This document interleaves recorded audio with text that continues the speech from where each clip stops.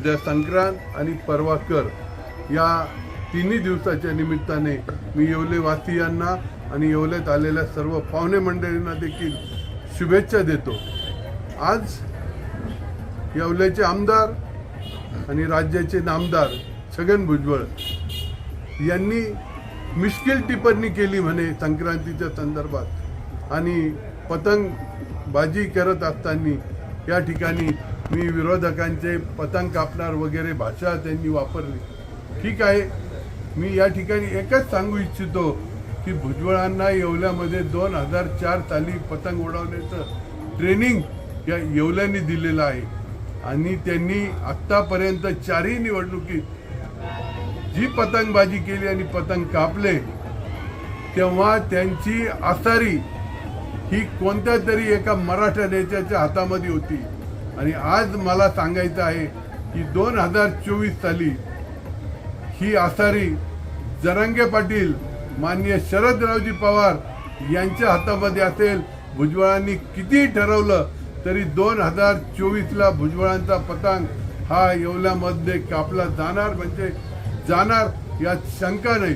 कोण कापील हे सांगता येत नाही परंतु कापला जाणार एवढं बाकी निश्चित।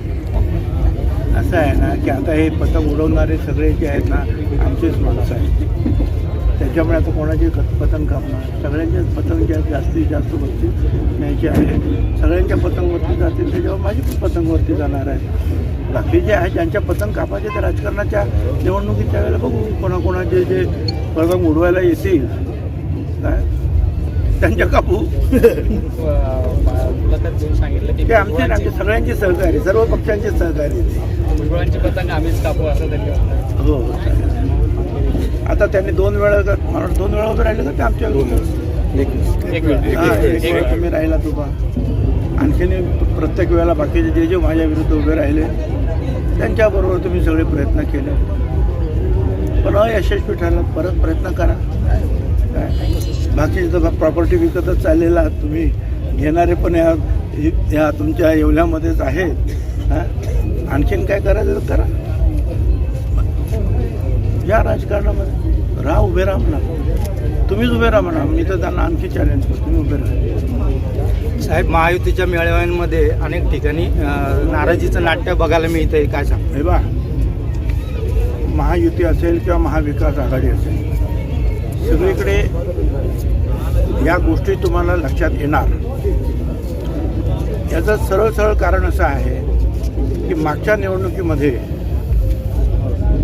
शिंदे, उद्धवजी ठाकरे हे सगळे BJPकडे होते, आम्ही काँग्रेस बरोबर होतो, काँग्रेसने आम्ही इथं लागलो आणि उद्धव ठाकरे, शिंदे, शिवसेना सगळे एकत्र आणि BJP अशी लढाई झाली। आता इकडचे काही तिकडे गेले, तिकडचे इकडे आले, त्याच्यामुळं काही ठिकाणच्या ज्या जागी जे मागच्या वेळेला हरलेले आहेत त्यांना उभं राहायचं आहे, परंतु आता ते महायुतीत तरी आलेत किंवा महाविकास आघाडीत तरी आलेले आहेत, त्यामुळे हे प्रश्न जे आहेत दोन्हीकडे आता निर्माण होणार, ते महाविकास आघाडीत सुद्धा निर्माण होणार। साधी गोष्ट आहे, आता काल ते आपले काय नाव त्यांचे ते मुंबईचे देवरा, आता देवरा काँग्रेस बरोबर आहेत, काँग्रेस उद्धवजी ठाकरेंबरोबर आहे, शरद पवार साहेबांबरोबर आहे। आता उद्धवजी ठाकरेचा खासदार तिथे अगोदरच निवडून आलेला आहे, म्हणजे ती जागा मागणार, मग आता देवरा कुठे जाणार? तर हे जे अशा काही गोष्टी होत आहेत त्या अनेक ठिकाणी महाराष्ट्रामध्ये होणार आहे।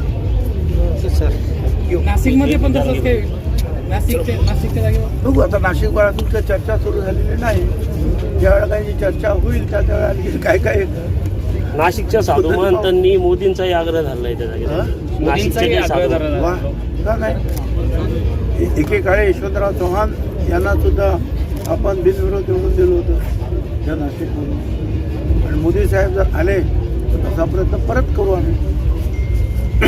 सर, भावी काळात आपण केंद्रात जाण्याच्या तयारी? नाही, मी असं आहे की माझा पक्ष जो आहे ते जो ठरविल ते, कुठल्याही गोष्टीचा माझा आग्रह नाही। माझा ना मंत्रिपदाचा आग्रह आहे, ना आमदारकीचा आग्रह आहे, ना खासदारकीचा आग्रह आहे. जे पक्ष ठरविल ते. आणि जर उभं राहायचं असेल तर जिथे उभं राहायचं तिथले जे लोक आहेत, कार्यकर्ते आहेत, मतदार आहेत, ते ठरवतील ते.